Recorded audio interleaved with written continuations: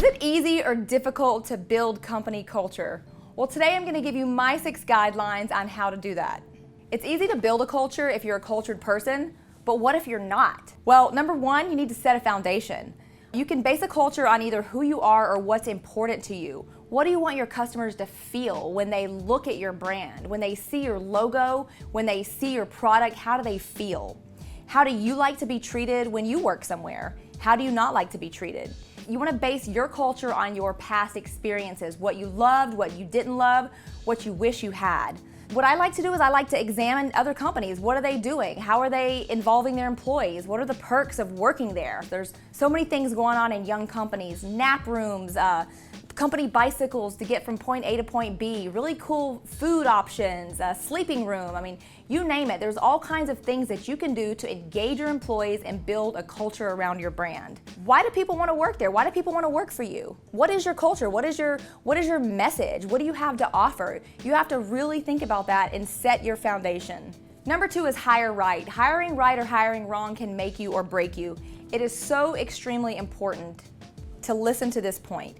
You want to find people who are loyal, who are honest, no hidden agendas, who work hard, who are hustlers.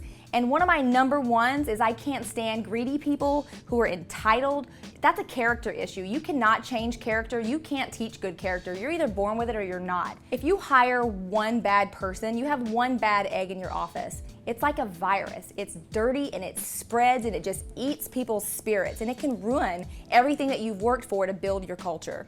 Number 3 is retain good people, and which is different from hiring right, because once you've hired the person, now you have to retain them. You have to make sure that you build them up. You want to develop leaders, so eventually your business can work on its own. It's like a well-oiled machine. So you basically want to duplicate yourself.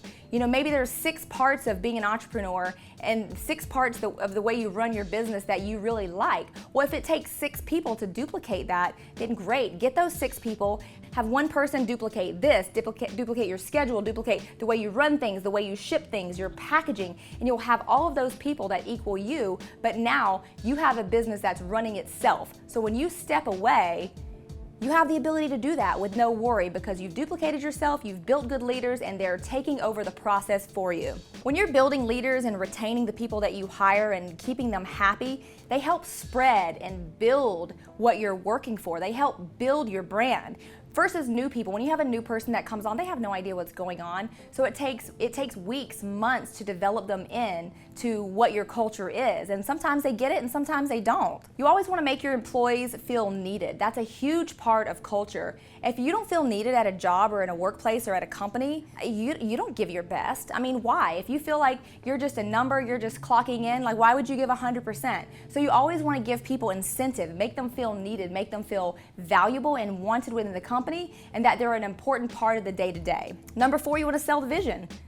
You have to have a vision, and you have to sell it to the people who you want helping you create that vision and work on that vision. You want people who know what's next and they want to be a part of something bigger. That's part of building your culture. You have to set realistic expectations for these people. You can't lie to them. You have to let them know, hey, this is a new company, but within 5 years, this, and that. Within 10 years, this, and that.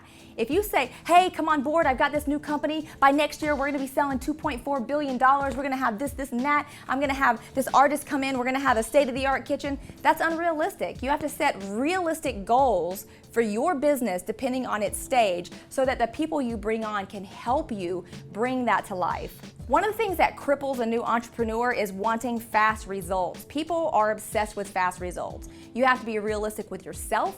You have to be realistic with the people who are helping you build your brand and not expect results overnight.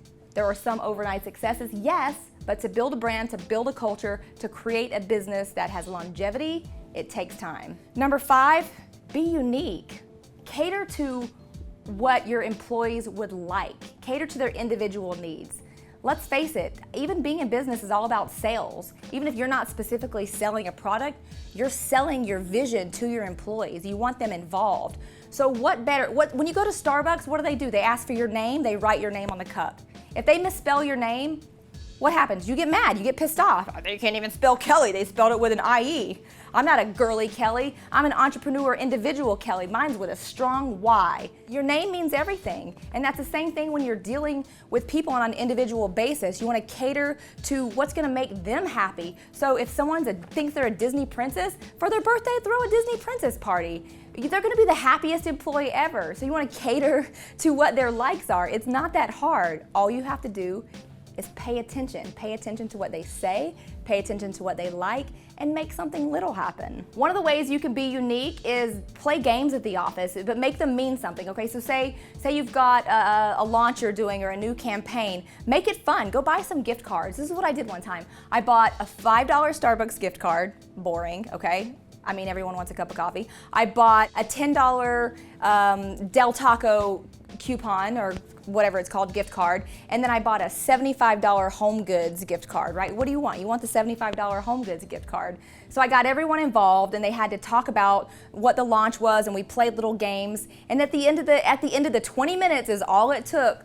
Everyone got a gift card, and that one person was super happy. They got $75 at Home Goods, and what did it cost? Cost me $100. That $100, I guarantee, turned into such a productive day, such a productive week, and that campaign was a success. So it's all about the little things. Okay, but I have a disclaimer, I have a warning for when you're a small business. Okay, this is something that we all get mixed up in. We all want to be friends with everyone. But when you have a small office, I'd say small would be 1 to 10 employees, and you do something fun, you have to be really careful about crossing those guidelines. It's hard not to mix business and personal life. I get it, especially when you're in a small office. They hear your phone calls, they hear all of your business moves, they hear everything that you're doing. It's super important to keep things a little bit at an arm's length. So you want to be able to have a nice balance of keeping the office fun, but also protecting your personal conversations and everything that's going on with you personally and your personal decisions in business, because it's none of their business, because it's not their business, it's your business. Number 6 is you want to turn your brand into a cause. I'm not talking about saving lives or for every sock you get a sock, for every meal you get a meal. It doesn't have to be that extreme. I'm in fashion. What am I gonna do? I'm gonna buy a pair of cute booty pants, you get a pair of cute booty pants for a child in need? No, you just need to have a little cause. What is the purpose of your business? What are you trying to say to people? So for me, I want people to love themselves. It's that simple. What are you selling? Are you selling, I don't know, you're selling chocolate. Chocolate equals happiness. You know, it could be something so little, like what is your purpose? What are you selling? And what is your message to the person? So you want to have your brand be a cause. Something that Patrick is really good at is people know his personal story. That automatically generates some type of excitement. It's a spirit that you want to help him build what his vision is, like seeing everything he's gone through, everything that I've gone through. When I talk about my personal story, you know, I can make you cry if we sat down for an hour, you and I. So you want to make sure that people know your personal story. But you don't want it to be a pity party. You want it to be an inspiring story. You want it to mean something. You want it to give value. When your personal story has value, it makes the people around you, the people working for you, on board to help you and to lift you up. It makes you human, it makes you likable, and it makes people want to help you. All right, guys, so those are my 6 points on how to build your company culture. I want to leave you with 3 last questions. Do you even have a company culture? Why do people want to work for you? Why do they want to join your team? What do you have to offer? And number 3, how can you expand or improve on your company culture? I want you to do something. I want you to go back to your office, to your business, to your employees. I want you to shock them. I want you to do something crazy and mix things up. Get them excited again. All right, so I want you to comment below. I'm excited to read those. I want to read about your company culture. Please subscribe to Valuetainment because we really want to get to 1 million subscribers. All right, guys, have a good day.